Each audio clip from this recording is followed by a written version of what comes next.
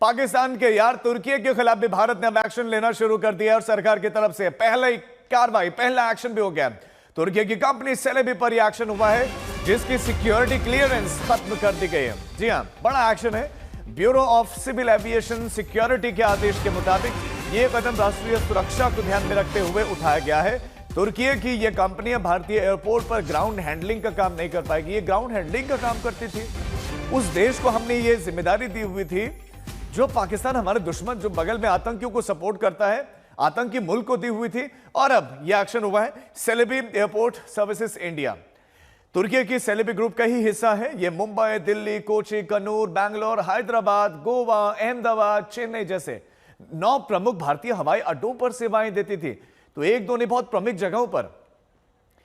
हिमांशु मिश्रा हमारे संवाददाता इस पर और ज्यादा अपडेट्स देंगे। हिमांशु, ये कितना बड़ा एक्शन है और जरा इस कंपनी के बारे में विस्तार से बताएं कि क्या क्या काम, क्या क्या हैंडल कर रही थी। तुर्किस्तान मुर्दाबाद, मुर्दाबाद, मुर्दाबाद, तुर्किस्तान मुर्दाबाद, मुर्दाबाद, मुर्दाबाद, तुर्किस्तान होश में आओ, होश में आओ, होश में आओ। हिमांशु, मेरी आवाज मिल रही हो आपको? तो जो प्रोटेस्ट चल रहा है वो तो आप बताएं ही, लेकिन साथ ही साथ बताएं कि ये जो एक्शन है कि यहीं तक सीमित है, आगे और भी कंपनीज पर एक्शन होगा? जी राजीव, देखिए बिल्कुल जो एक्शन अब शुरू हुआ है ये बिल्कुल आगे बढ़ेगा और रिव्यू भी किया जाएगा। इस दौरान लोगों का किस तरीके से गुस्सा है, देखिए हमने देखा कि किस तरीके से अब फ्रूट लोगों ने सेब मंगाने, छोटी छोटी चीजों पर भी इम्पैक्ट दिखने लगा है।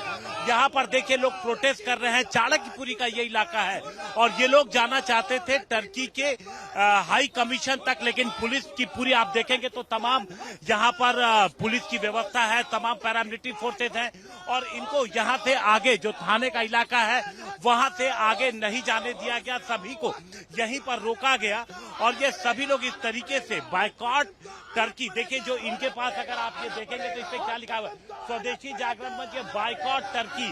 तो इस तरीके से ये देखिए इसको फाड़ भी दिया इन्होंने जो इनके हाथ में था और इस तरीके से कही है।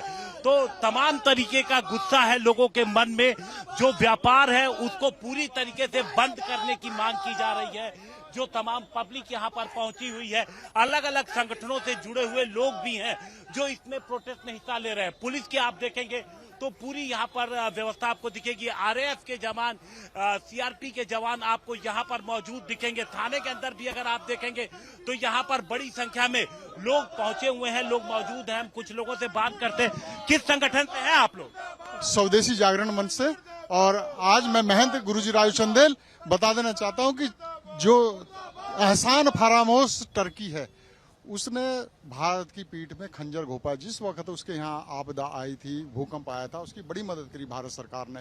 देवदूत बनकर उनकी रक्षा करी, उनके नागरिकों की रक्षा करी। आज वही टर्की एहसान फरामोश पाकिस्तान के साथ मिलकर के भारत पर अपने ड्रोन भेजकर हमला करा रहा है।